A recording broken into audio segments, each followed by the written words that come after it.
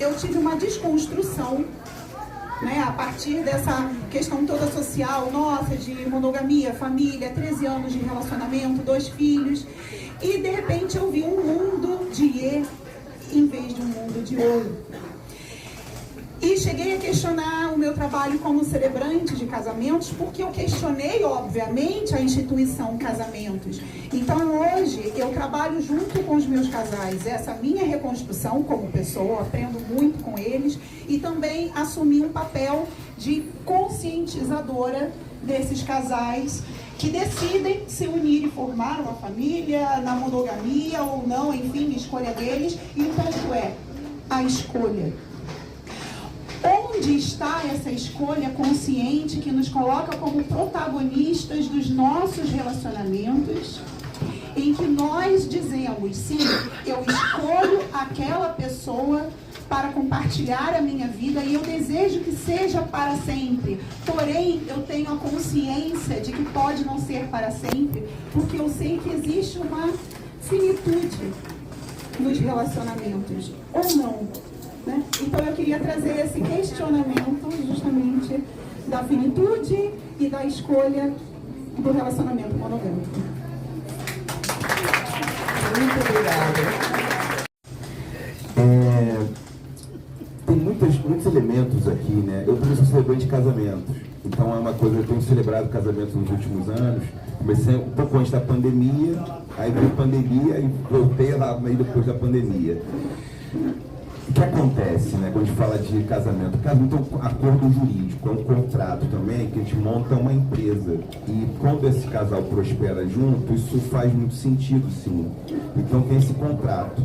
Agora, quando a gente fala em emoções, fala em dinâmicas amorosas, temos vários tipos de dinâmicas amorosas, que podem ser poliamoristas, pode ter uma dinâmica amorosa que é amor confluente, uma dinâmica que é amor romântico. É muito importante, a gente não faz muito isso, né? Faz plano de carreira, mas não faz roteiro afetivo, né? Um mapa afetivo. Como que está o seu funcionamento? Não é o que você deseja, que você quer, imagina. Como você funciona? Eu funciono de uma forma como amor confluente. Então você se relaciona com uma pessoa e tem essa compatibilidade. E aí a forma, vocês vão acordar a forma, porque as formas são variadas. Nem trisal é igual, tem trisal que é em V, tem trisal que é em triângulos. Então vocês vão ter que, a primeira coisa é ver qual a tua dinâmica amorosa, se ela é compatível com a pessoa que você está, e aí vocês vão lá e fazem um acordo do contrato da forma. É que a gente não faz quase isso, as pessoas quase nem sabem qual é a sua dinâmica, ou se ela muda também, ela pode mudar. Então a gente não comenta sobre isso. Então a gente tem pouco conhecimento, e aí entra um negócio que não está muito certo. É porque não fez essa definição prévia. Qual é a sua dinâmica amorosa? Eu termino a pergunta, eu termino a resposta com isso. Pergunto para vocês sabem qual é de vocês? Boa, Renato. A gente vai falar um pouco mais sobre as outras formas de amar daqui a pouquinho. Eu queria... Vocês estão me ouvindo? Todo mundo vendo, né?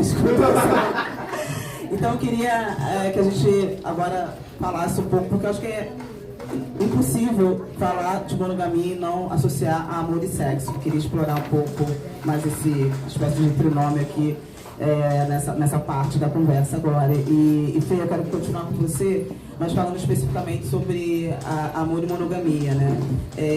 Eu sei que você questiona bastante o papel do amor idealizado romântico, né? Que acaba impondo que a monogamia ela existe como uma perfeição, né?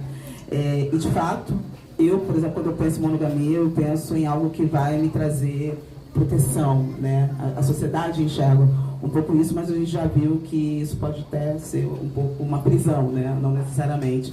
E aí, como é que a gente faz para poder equilibrar todo o nosso desejo do amor romântico, né? O amor idealizado, que sim, né? Isso me habita, com a liberdade pessoal dentro de um relacionamento? Como é que a gente faz para equilibrar isso sem que a gente caia aí em todas essas ideologias que a sociedade nos prega?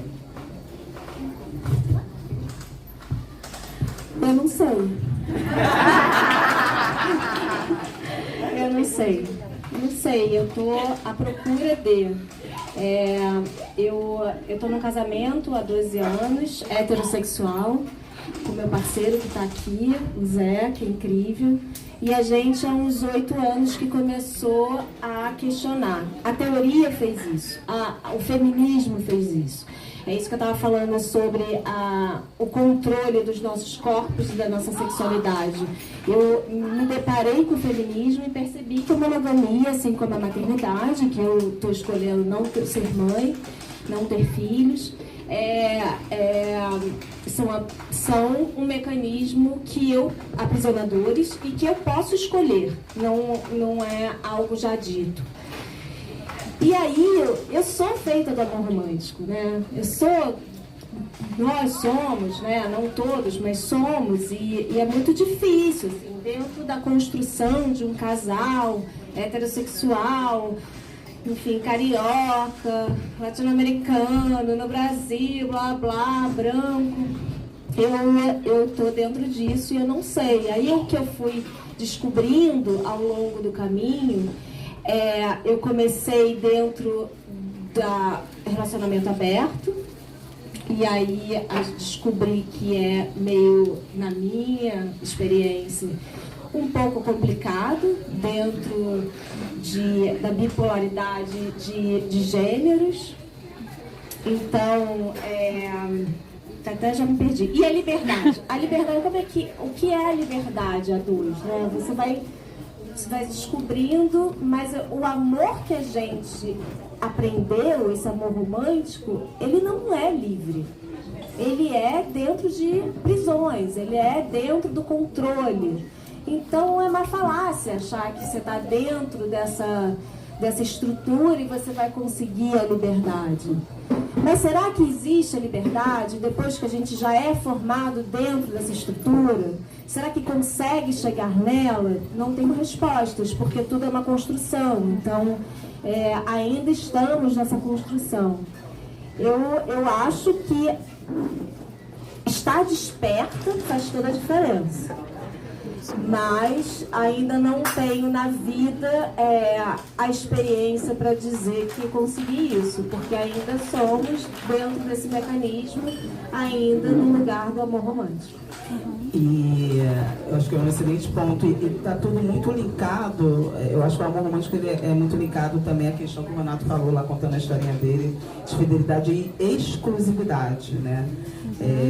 De ter aquela coisa mantida ali, e eu não quero que nada toque, que, como eu te falei, pode ser uma prisão.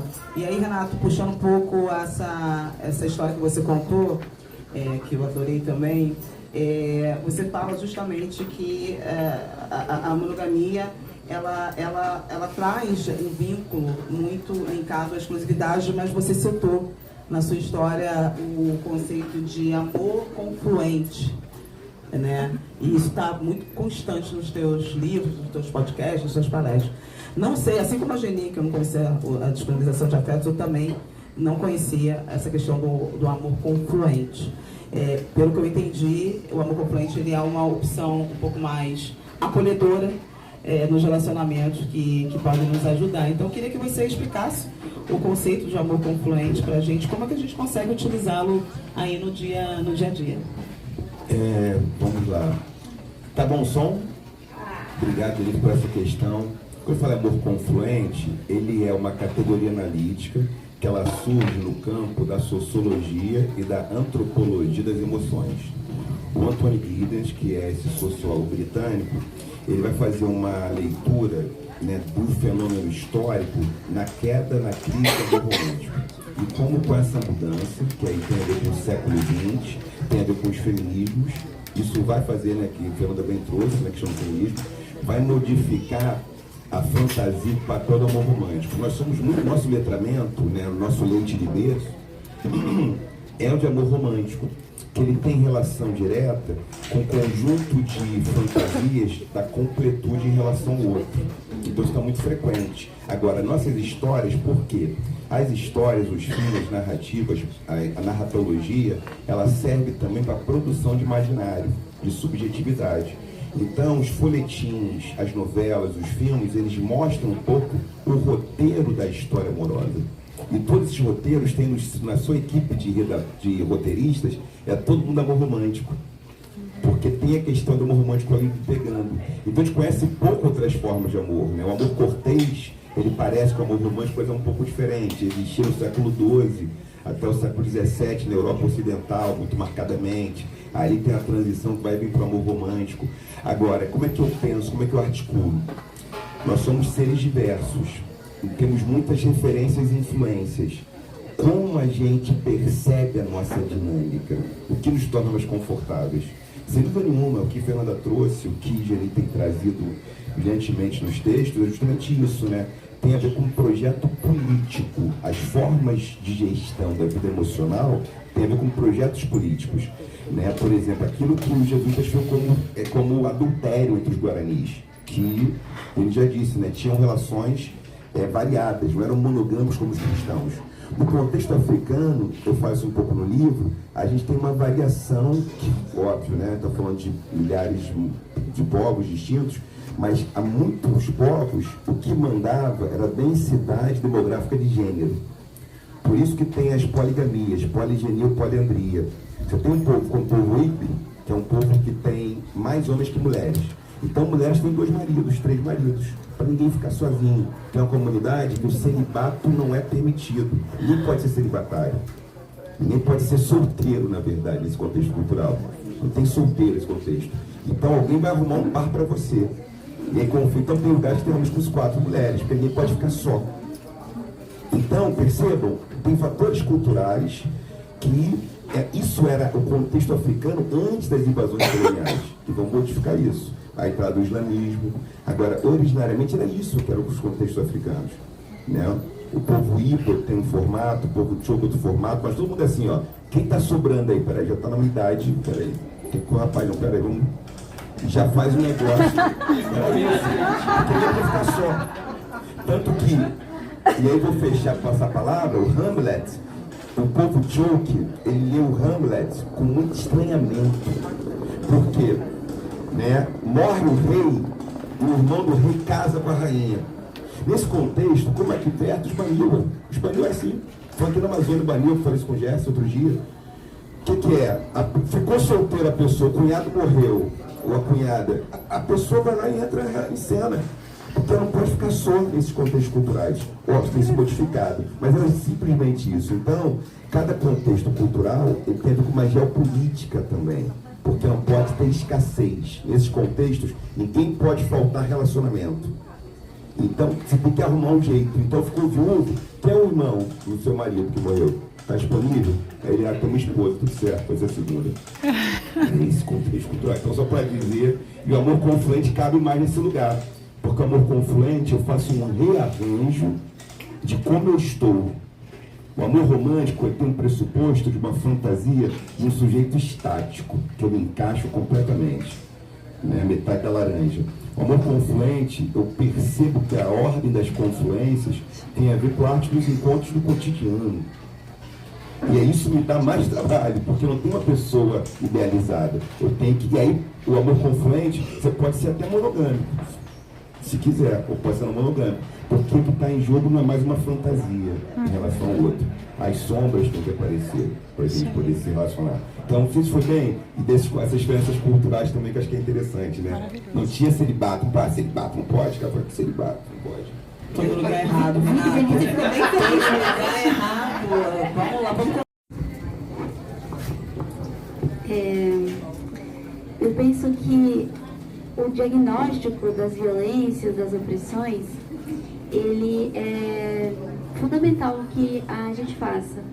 Agora, a parte de dizer como as pessoas vão reagir a isso e como elas vão criar caminhos, isso eu sempre tomo bastante cuidado pelo receio de que a gente pega a parte mais bonita disso, que é não fazer desse movimento mais uma identidade, mais um destino, mais uma busca, mais um caminho com etapas e com jeitos de ser e estar, né? E aí até trazendo, acho que a gente tem hoje no Brasil uma perspectiva que se alarga, né? Acho que cada um de nós aqui traz uma, então De minha parte, eu sempre digo assim, não preciso ter fidelidade comigo, né? Eu acho que a ideia é que vocês criem mesmo repertórios que podem ser combinados ou não, que tenham ou não essa relação, né? Mas um ponto que eu queria trazer aqui para fechar é que às vezes me trazem essa questão, né? Tem um casal em que uma pessoa é monogâmica e a outra é não monogâmica e há uma incompatibilidade ali do que cada uma quer. À primeira vista pode parecer que é 50-50, uma pessoa é mono e outra pessoa não mono. Mas talvez nos auxilie a pensar qual que é o tipo de reivindicação. Vou dar um exemplo. Dificilmente uma pessoa não monogâmica vai dizer, como eu sou não monogâmico, você tem que ficar com 5, 10, sei lá o quê, né? Costuma ser uma reivindicação sobre o próprio corpo. A monogamia, pelo contrário, é uma reivindicação que pactua o corpo do outro. É nesse sentido que não há uma simetria ou uma democracia entre os dois sistemas, justamente porque é igual a ideia de livre-arbítrio, né? Que eu acho muito irônico, que você tem o livre-arbítrio, mas se você descuidar, você está condenado ao inferno, né? Então, mas vou voltar aqui para as dicas.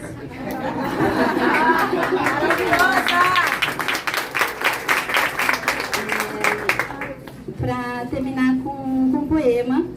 E antes eu quero dizer assim que, diferente da religião hegemônica, da ciência hegemônica, que tem em comum a busca pela verdade, eu acho que a gente pode mais na vida do que buscar a verdade. Sobretudo uma verdade que é pautada nessa obsessão com a sexualidade alheia. E a arte, para mim, é esse caminho. Ela vai além do que é mentira e do que é verdade. É outro campo de experimentação, né? Então, por isso é que, seja a dança, a poesia, a música, né? Até lembro de uma amiga que ela me dizia assim, que nos momentos de ciúme, ela tinha vontade de sair correndo. E eu disse, pois saia. Porque a gente se movimenta também com o que sente, com o nosso corpo. A gente pensa, né, com a perna, com o joelho, com os ombros. Então, reconhecer outros registros também é uma possibilidade, né? Então, eu vou terminar aqui com um poema que é sobre os 7 pecados. Então, espero que vocês os quebrem. É assim. Tudo em linha reta, tudo combinado, previsto e controlado. Dizia não ter nenhuma inveja, não se permitia nenhuma gula e engolia só a ira. Preguiça, jamais. Luxúria, nem pensar. De tanto temer o fogo, congelou seus desejos e com vergonha do orgulho, rebaixou suas alegrias e o sorriso alheio lhe ofendia. Mas nós, pecadores, que você tanto repudia e tanto deseja, te convidamos a brincar conosco nesse lamaçal. Venha, talvez tenha chegado a hora de não ser mais tão impecável.